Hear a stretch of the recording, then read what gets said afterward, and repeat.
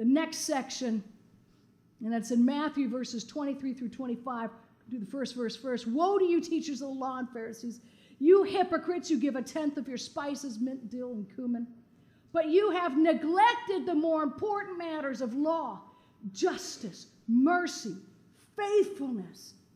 You should have practiced the latter without neglecting the former. Did you get this? Because we already even talked about this last week. Currency over character. Currency over character. Should you tithe? Yeah, it's probably a good idea. Keeps the lights on, you know? But that really is between you and God. The word tithe means tenth.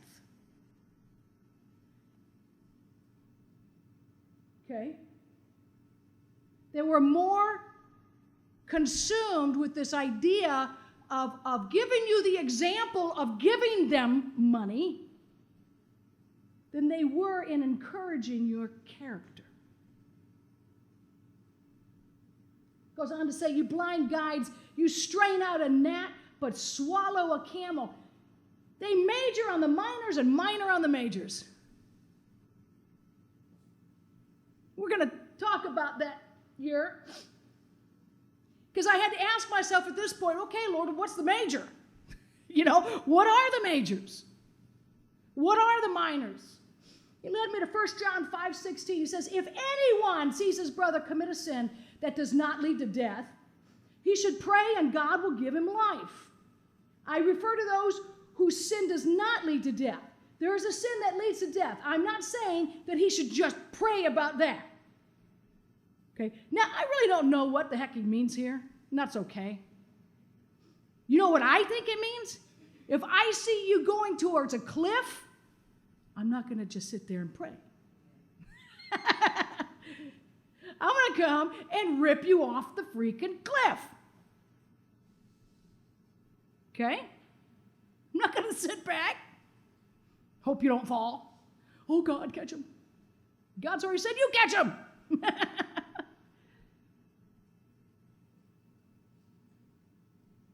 But I love this word, anyone.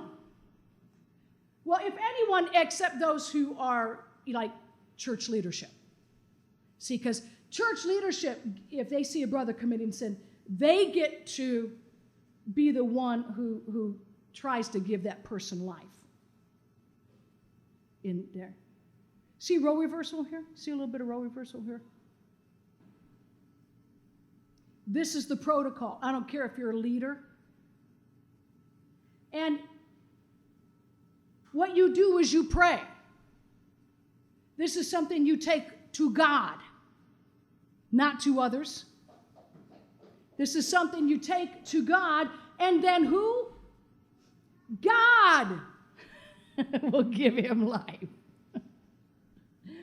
God does this. And so it reminded me of a tradition. How many of you are familiar with the 7 deadly sins?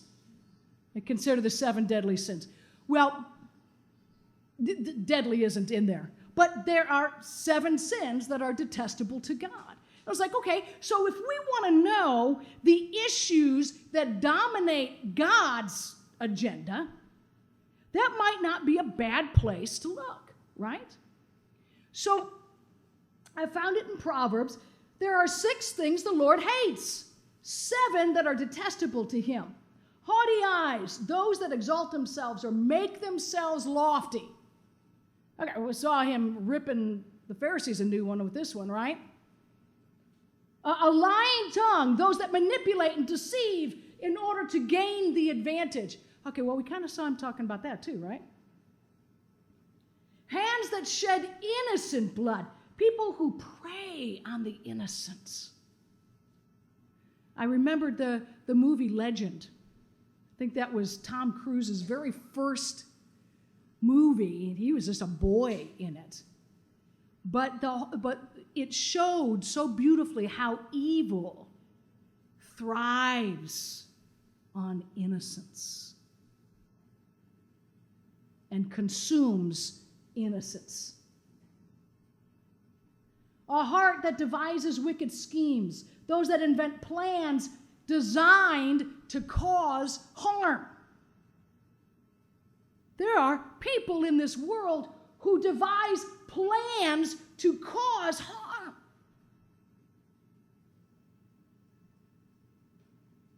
And then those that execute those plans without conscience. These are the things that God hates. Those who publicly lie against others.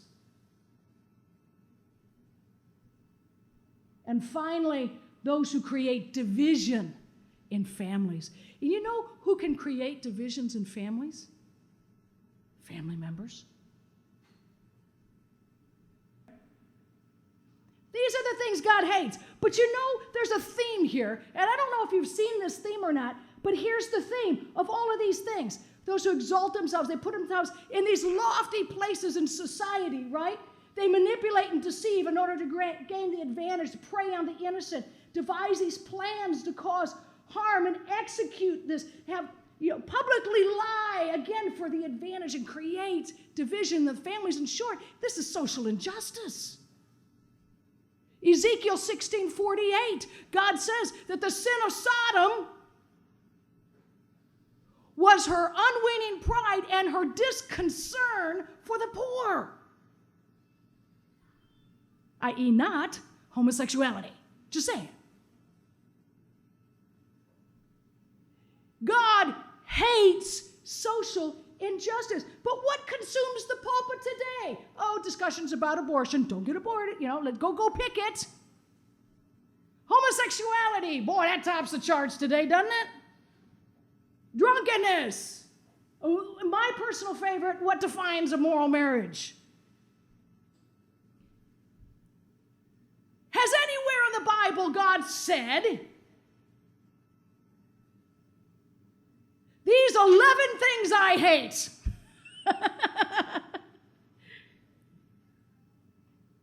But in short, outside behaviors. Matthew 23:26, Jesus goes on to say this, "Woe to you, teachers of the law and Pharisees, you hypocrites! You clean the outside of the cup and dish, but inside they are full of greed and self-indulgence."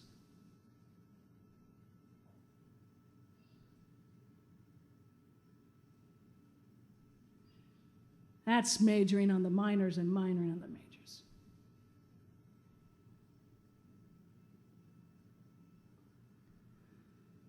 Today, the pulpits are filled with well-meaning lectures on moral behaviors and controversial subjects. Leaders avoid scriptures that lead us to inner experiences with the indwelling presence of God, in part because it's not something that can be conveniently wrapped in clear doctrine. And they all too often avoid the difficult subjects of social justice. Jeremiah says this, "My people have been lost sheep. Their shepherds have led them astray and caused them to roam on the mountains. They wandered over mountain and hill and forgot their own resting place." Scattered sheep. Poor leadership is characterized by church-hopping children of God who find no place to rest.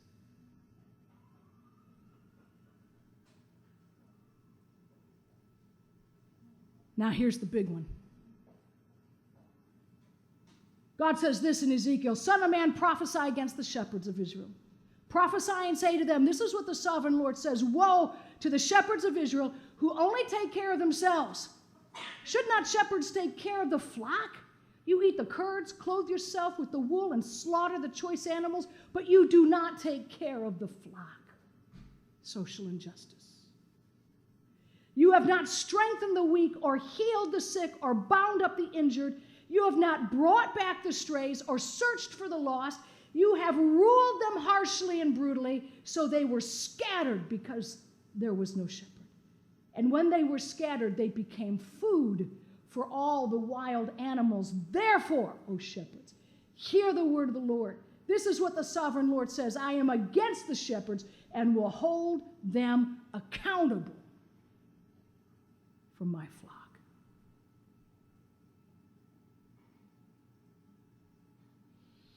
Healthy leadership includes what we can draw from that, what we can deduce from that is that healthy leader has the ability to heal.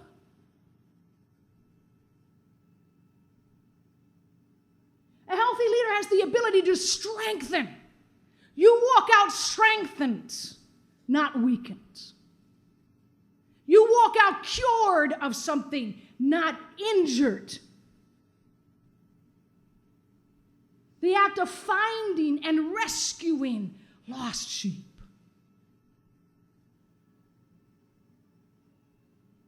One who does not set him or herself up as a ruler, but rather as a caretaker.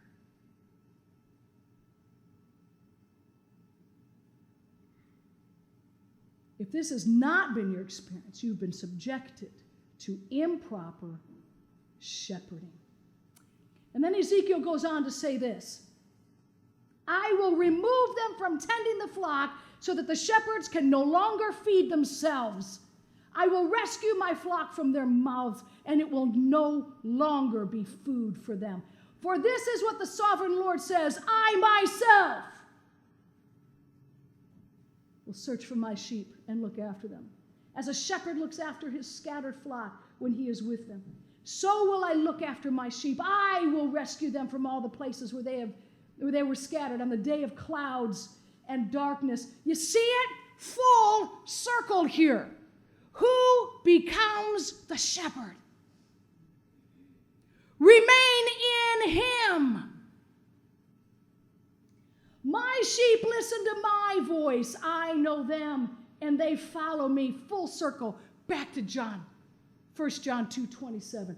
As for you, the anointing you receive from him remains in you, and you do not need anyone to teach you, but as his anointing teaches you about all things, and as that anointing is real and not counterfeit, just as it has taught you, remain in him.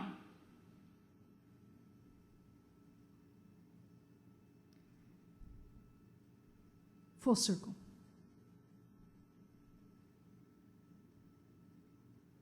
I had no idea this was where this was going to go until this morning.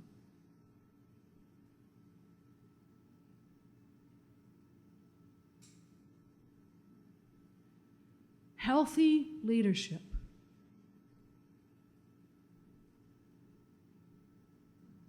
does whatever it can, has as a number one priority your healing, your strengthening, and your direction in him.